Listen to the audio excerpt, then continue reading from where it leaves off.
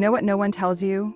Sometimes the people you love the most are secretly hoping you don't make it. Not because they're evil, but because your growth would confront their stagnation. Focus on you until you win, because no one's coming to carry you there. When I first started choosing myself, I thought I was stepping into something beautiful. I thought I was stepping into freedom. I expected that the people around me, my family, my closest friends, the ones who always said they wanted me to be happy, they would stand and cheer for me. I thought they would see me finally picking myself, finally tending to my own garden, finally stopping the endless cycle of overgiving, and they would say, "Yes, you're doing it. You're finally living for you." But that's not what happened. People got distant. Some people stopped calling. Some looked at me like I had changed into someone they couldn't recognize. Some got angry without ever saying it out loud. And others weaponized silence like it was a punishment. And I didn't understand it at first. I thought maybe I'd done something wrong. Maybe I'd become selfish. Maybe I'd crossed some invisible line that made me unworthy of their closeness. But what I slowly, painfully realized is that many people are not in love with you. They're in love with the version of you that says yes, even when you're tired. The version that bends until you almost break. The version that overextends, over-explains, over-delivers, because they've grown used to you holding space for them, but not for yourself. And the moment you start choosing you, the real you, the one that says, "I can't keep abandoning myself to make you feel comfortable," you threaten their idea of who you're supposed to be. See, the deepest loneliness isn't when you're physically alone. It's when you're emotionally isolated in rooms full of people who no longer clap when you win, who no longer recognize the sound of your voice when it finally says, "I matter." And yet, this is the sacred work. This is the necessary heartbreak. Because the truth is, choosing yourself often comes with silence. It comes with empty seats. It comes with unanswered texts. And it can feel like you've lost everything. But here's the thing no one says out loud. Sometimes you have to lose the world to find your soul. Sometimes you have to risk disappointing others to stop disappointing yourself. Psychologically, we are wired for connection. But when we've spent years connecting at the cost of our own well-being, the first season of healing will feel like a lonely desert. That's not a sign you're doing it wrong. It's proof that you're walking away from codependency and walking toward self-respect. There will be days you wonder if it's worth it. Days you'll ache for the version of life where you still had everyone, even if it meant losing yourself. But those are the days you must sit quietly, place your hand on your heart, and remember, the most dangerous thing you can ever abandon is yourself. And you don't have to walk that road perfectly. You just have to walk it honestly, even if you're the only one walking it.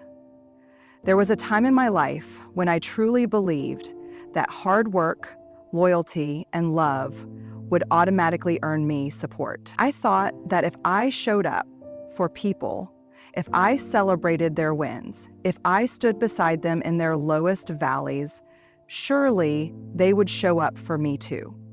Surely they would cheer when it was my turn. Surely they would be loud for me the way I had been loud for them. But life has a way of breaking these illusions. I remember working quietly on something that mattered deeply to me. It wasn't flashy. It wasn't public. It was mine. I poured into it when no one was watching. I stayed up late. I wrestled with my self-doubt. I gave parts of me I didn't know I had. And when I finally built up the courage to share it, to say, "This is me, this is my work, I'm proud of this," I was met with silence. A silence that felt like a slow, suffocating fog. No congratulations, no interest, no curiosity, just silence. And at first I thought maybe they were busy. Maybe they didn't see it. Maybe I expected too much. But then I realized the deeper, more painful truth. Some people choose silence as their way of withholding support. Their silence isn't absence. It's protest. There's something profoundly human, but also profoundly heartbreaking about this. Psychology tells us that sometimes when your growth threatens someone else's comfort, they shrink away not because they don't care about you, but because they don't know how to hold space for the version of you that is rising. Your success forces people to confront their own stuckness. Your healing forces people to confront the wounds they're not ready to face. Your evolution forces people to look at the parts of themselves they've been running from. Though instead of clapping, they go quiet. Instead of celebrating you, they disappear. And I would be lying if I said that didn't hurt. It hurts in the deepest, most tender parts of you, the parts that still crave to be seen, to be loved, to be held. Their silence is not proof of your smallness. It is a reflection of their own fear. There are seasons where you have to learn to keep building even when no one claps. You have to become your own witness, your own cheerleader, your own safe place. Because not everyone is capable of celebrating the version of you that is finally choosing joy, choosing peace, choosing self-respect. And sometimes people love you best when you stay small. Because your smallness doesn't require them to grow. But you weren't born to stay small. You weren't born to live in the shadows of someone else's comfort zone. The silence might get loud. The silence might echo. But that's when you remember the quietest, most important vow you can ever make. Clap for yourself anyway. Because your life was never meant to wait for their applause. There's a kind of grief we don't talk about enough. It's the grief that sneaks in quietly, not when someone dies, but when you outgrow someone who's still alive, someone you love, someone who once fit perfectly in the story of your life. I used to think that love alone was enough to keep people close, that if you loved someone deeply, whether it was a friend, a partner, or family, that would automatically mean you would walk the same path, grow in the same direction, want the same things. But life has a way of unraveling that idea. I remember holding onto friendships that had long stopped holding me. I remember staying in spaces that no longer felt safe just because I couldn't bear the thought of losing history. I remember biting my tongue, softening my dreams, quieting my ambition, because I was afraid that if I really became who I was meant to be, I would lose them. And I did. Not all at once. Some left quietly, some left loudly, some left even though their bodies stayed. See, we're taught to fear loss in the obvious ways. Breakups, fallouts, but no one prepares you for the loss that happens when you simply grow. When you rise, when you heal, when you start asking for more, when you stop laughing at jokes that hurt you, when you stop saying yes just to be polite, when you stop pretending you're okay with things you're not okay with. Human behavior teaches us that people form attachment patterns based on who you were, not necessarily who you're becoming. And when you start to evolve, it disrupts the unspoken contract. Stay the same so I don't have to adjust. But you cannot live your life in emotional captivity just to keep people comfortable. I spent years carrying guilt for outgrowing people I loved. I thought growth was a betrayal. I thought moving forward meant I was abandoning them. But I realized the deeper betrayal is abandoning yourself just to keep someone else from feeling left behind. It's a brutal, sacred tension. Loving someone doesn't always mean you can keep walking together. Some people are lessons, not lifetimes. Some people are meant to touch your life, not carry it. The hardest thing I had to accept was this: you can love someone and still need to let them go. You can treasure what you had and still outgrow what you need. Growth will stretch you. It will ask you to choose. Do I stay small for the sake of comfort? Or do I step into the person I'm becoming, even if it costs me people I thought would be forever? Some people will meet you on the other side, some won't, but the deepest act of love is telling the truth to yourself and to them. And that truth is, some people are chapters. You are the whole book. You have to keep writing, even if they choose to stop reading. You have to keep turning pages, even if they choose to stay stuck in a story you've outgrown. And you can do it with love, you can do it with gratitude, but you must do it. Because the cost of shrinking is too high. The cost of abandoning yourself is too permanent. There's a war that quietly starts the moment you begin to choose yourself. It's not a war with other people. It's a war inside you, a war between guilt and growth. When I first started setting boundaries, when I first started saying no, when I finally began to listen to what I needed instead of what everyone else expected from me, I didn't feel free. I didn't feel strong. I didn't feel empowered. I felt guilty, crushingly guilty. I would lie awake at night, replaying conversations in my head, wondering if I'd hurt someone by saying no, wondering if I should have bent just a little more, wondering if I should have bent just a little more, wondering if I should have bent just a little more, wondering if I should have bent just a little more, wondering if I should have bent just a little more, wondering if I should have bent just a little more, wondering if I should have bent just a little more, wondering if I should have bent just a little more, wondering if I should have bent just a little more. Because that's the thing, guilt doesn't always mean you've done something wrong. Sometimes guilt is simply the echo of your old self whispering, "You've never put yourself first before. Are you sure you're allowed to?" I remember the first time I canceled plans because I was emotionally exhausted. I remember the first time I didn't answer the phone because I had nothing left to give. I remember the first time I chose rest over rescuing someone else. And I remember how guilt showed up like an old friend, sitting next to me on the couch, telling me I was disappointing people, that I was letting everyone down. But here's what psychology teaches us. Guilt is often just the emotional residue of breaking out of cycles we were conditioned to believe were good. We are taught that selflessness means saying yes, even when we're drowning. We are taught that love means overextending, even when it's slowly hollowing us out.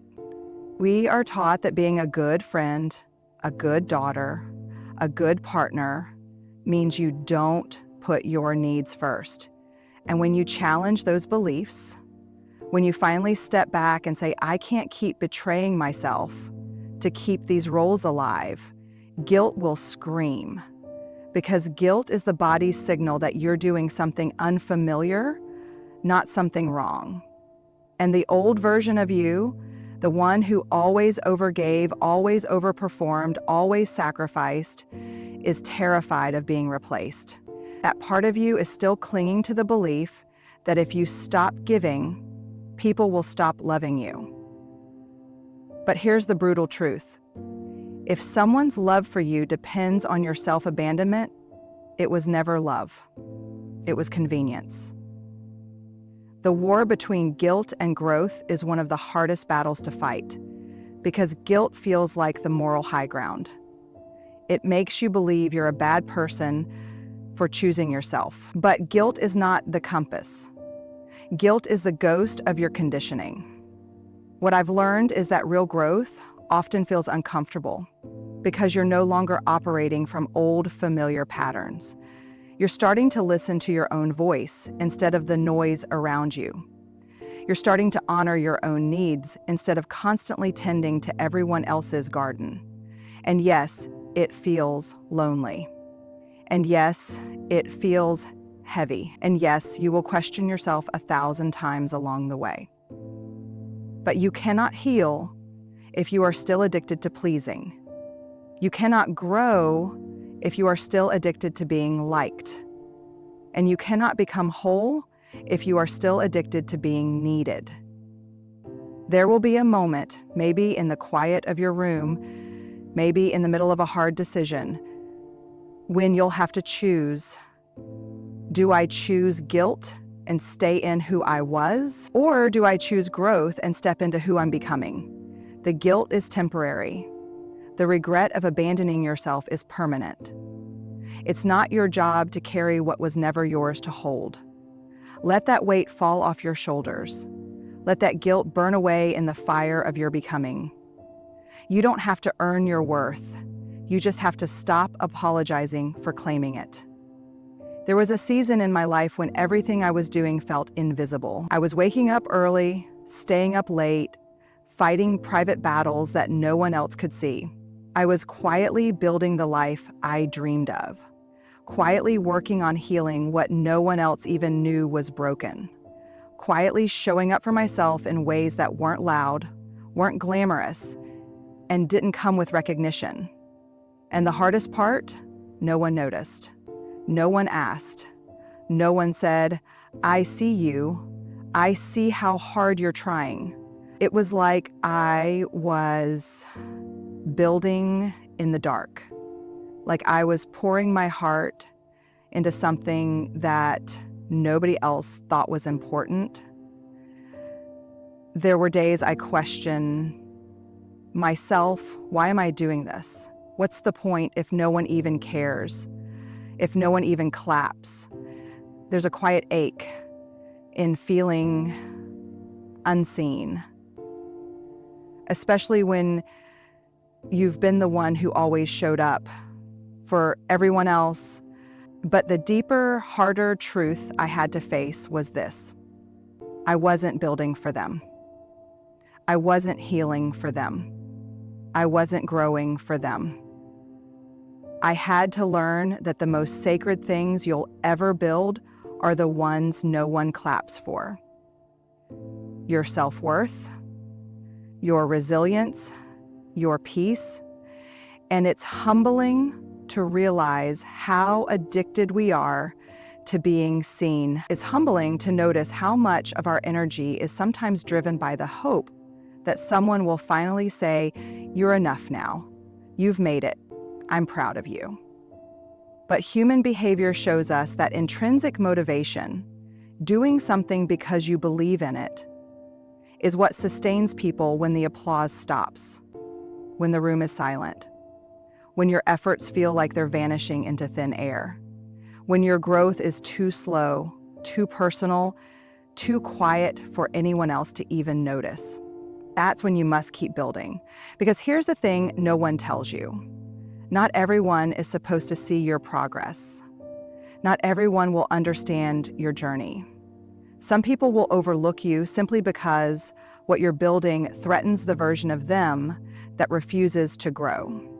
There will be people who watch you heal and act like they didn't see you break. There will be people who watch you rise and act like they didn't see you crawl. And that's okay, because you're not building for validation. You're building for alignment. You're building for the you that finally feels at peace in your own skin. Sometimes the most important victories are the ones no one knows about. Sometimes the greatest success is showing up for yourself when no one else does. And yes, it hurts when people don't notice. It hurts when you realize you've been clapping for others while they stay silent for you. But you must keep going anyway. You must learn to become the kind of person who whispers, I see you, I'm proud of you, keep going, to yourself. You have to be your own home, your own validation, your own witness. You must keep building brick by quiet brick, even if the world is too busy to see it. The goal is not to be seen. The goal is to see yourself and not look away.